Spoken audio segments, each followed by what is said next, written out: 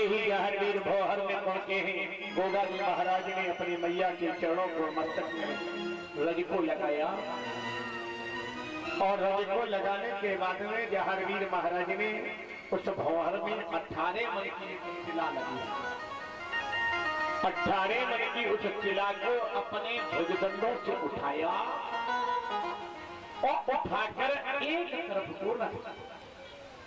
जिस समय भगवान में पहुंचे हैं तो लीला घोड़ा महाराज टहल रहे। जहरवीर महाराज ने भगवान में पहुंचकर लीला घोड़ा को प्रणाम किया है। लीला घोड़ा ने आते हुए पद्मनाभ अवतार जहरवीर महाराज को देखा, मंद मंद मुस्कुराने लगे हैं। जहरवीर कहने लगे, बोले भैया सब कुशल से है ना?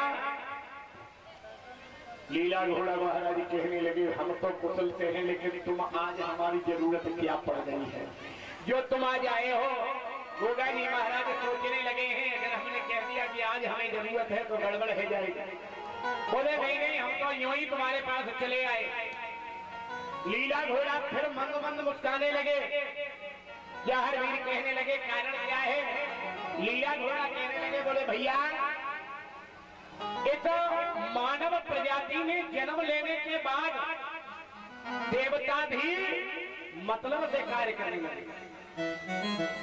ये मानव प्रजाति जब जन्म होता है तो बालक को अपने माँ की जरूरत होती है और उसे मालूम होता है कि अगर माँ दूध नहीं पिलाएगी तो हमारी भूख मिटाने का दूसरा साधन नहीं है। तो जब छोटा बच्चा थोड़ी देर जब माँ को देखता नहीं है तो वो रोने लगता है और बेचैन होने लगता है, और जब वो बड़ा होने लगता है, भोजन ग्रहण करने लगता है तो पड़ोस में घूमने चला जाता है। जब संध्या को भूख लगती है तो माँ के आंचल की याद आती है। जब और बड़ा हो जाता है, पढ़ने चला जाता है तो माँ और पिता की तब याद आती है जब पैसे की। जब और बड़ा हो जाता है, विवाह हो जाता है, तो फिर आप लोग का समझदार है, फिर जरूरत ही किस बात की? क्या बोले? यानी ये संसार में मानव जगत जो है, मानव प्रजाति जो है वो मतलब की है। लीला घोड़ा कहने लगे, तुम भी हमारे पास किसी मतलब से आए हो? जहरवीर बोले, ऐसी कोई बात नहीं है। बोले हमें मालूम, तुम अपनी बात को छोड़ो, तुम अपनी बात को छोड़ो, हम तो तुम्हारी हर बात को कहना है। क्या इस संसार में भगवान राम का अवतार हुआ, भगवान राम के कई कार्य मतलब से साधन है, इसलिए ये संसार मतलब के सिवा मतलब ही प्रमुख है। इस संसार में लीला घोड़ा महाराज कहने लगे हैं, भैया जहरवीर ये संसार मतलब का है, मतलब के सिवा इस संसार में कोई नहीं है। मतलब की लंका की लड़ाई मतलब से है किया चुराई। लंका की जो लड़ाई थी वो भी मतलब की थी। रावण को मालूम था कि राम से प्रेम करके तो मैं मोक्ष की प्राप्ति नहीं कर सकता हूँ, लेकिन राम से प्रेम करके मैं मोक्ष की प्राप्ति नहीं कर सकता, क्योंकि राम स्वयं भगवान विष्णु। लेकिन विभीषण अगर राम से प्रेम था तो राम के साथ हनुमान जी की तरह सेवा में अयोध्या चले जाते। भाई के आधिपत्य को स्वीकार करने की जरूरत है, मतलब वहां भी है। लीला घोड़ा कहने लगे, भैया जहरवीर इस संसार में मतलब के सिवा कुछ नहीं है। मतलब निकल जाने के बाद पुत्र अपने माँ बाप को भूल, मतलब निकल जाने के बाद पुत्र अपने माँ बाप को भूल जाता है। मैंने कई जगह देखा, लोग अपने माँ बाप की सेवा करने के लिए अगर संयोगवश किसी ने अपने माँ बाप को अपने साथ कर लिया ना, तो पड़ोस और रिश्तेदारों में बड़े गर्व से कहते हैं, बोले कभी कोई चर्चा हो ना, बोले अब तुम दोनों भाई अलग अलग रहने लगो। बोले बिल्कुल। बोले और पिताजी माताजी? बोले पिताजी माताजी मेरे पास रहते हैं।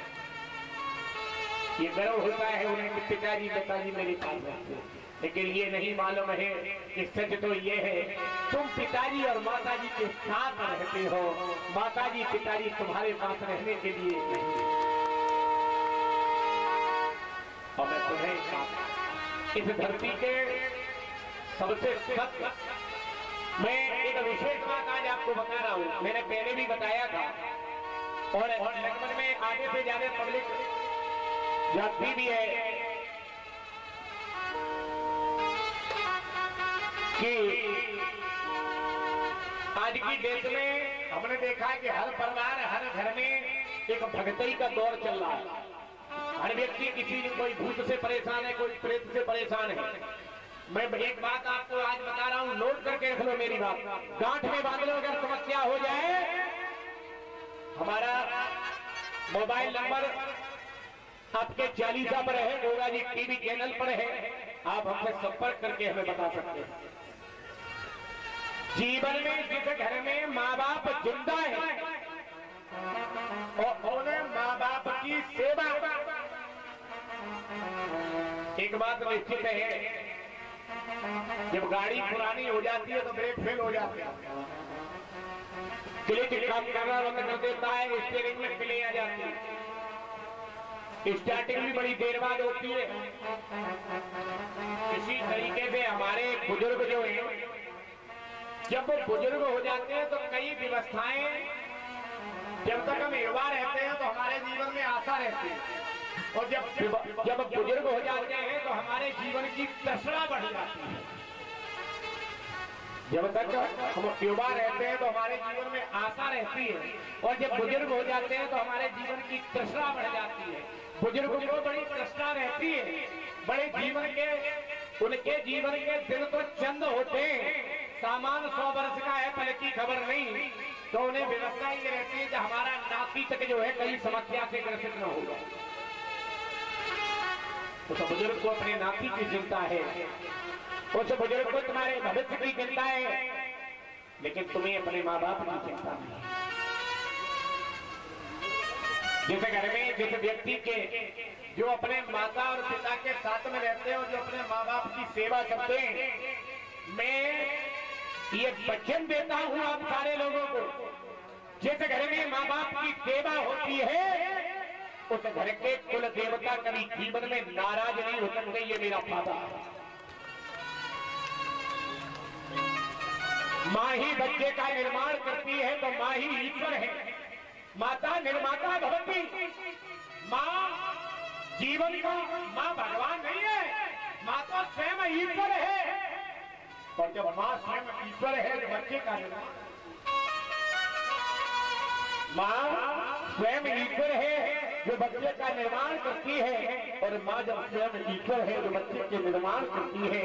मेरे प्यारे भगवत प्रेमियों, सच तो ये है, हमारे घर में वही माँ बाप जीवन का एक सत्य है, सच्चे बात। दूसरा और विषय,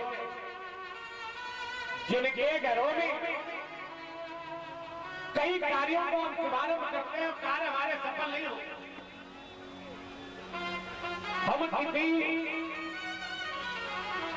दुकान की, किसी मकान का शुभारंभ करते हैं, हम अपने जीवन में किसी तरीके के कोई कार्य करते हैं लेकिन हम फेल हो जाते हैं। मैं वादा करता हूं, हर घर में पितृ देवता होते हैं, हर घर में पितर देवता होते हैं, और उनके स्थान भी दिए जाते हैं और स्थापना भी होती है, गंगा स्नान भी किए जाते हैं। आपके घर के पितर, आपके घर के पितर अगर खुश हैं, जैसे कि अभी आने वाला पितर पक्ष आने वाला है, कई लोग हमने देखे कि अपने पितरों को इस पितर पक्ष पर पानी ही नहीं देना चाहते। कई लोग पितर पक्ष पर अपने पितरों को उस तिथि के अनुसार उनकी भोजन ग्रहण नहीं कराना चाहते। एक ध्यान रखना, जिनके जीवन की बहुमूल्य कमाई का भोग आप भोग रहे हैं, उपयोग कर रहे हैं, और कम से कम अगर एक साल में एक तिथि पर उनके नाम का अगर मैंने भोग नहीं लगाया, उन्हें पानी नहीं पिलाया, निश्चित है उनकी नाराजगी उस परमात्मा से भी नहीं देखी जाती। जिस घर के पितर प्रसन्न होते हैं, क्योंकि उनका तो सीधा ताल्लुकात उस ईश्वर से हुआ करता है। जिस घर में पितर प्रसन्न हैं, जिस घरों में पितर की पूजा होती है, जिन घर में पितरों का सम्मान होता है, जिस घर में पितरों को भोजन दिया जाता है, मैं वादा करता हूँ वह घर धन धान से भरपूर होता है। परमात्मा की कृपा उस भक्त पर निश्चित होती है, इसमें कोई दो राय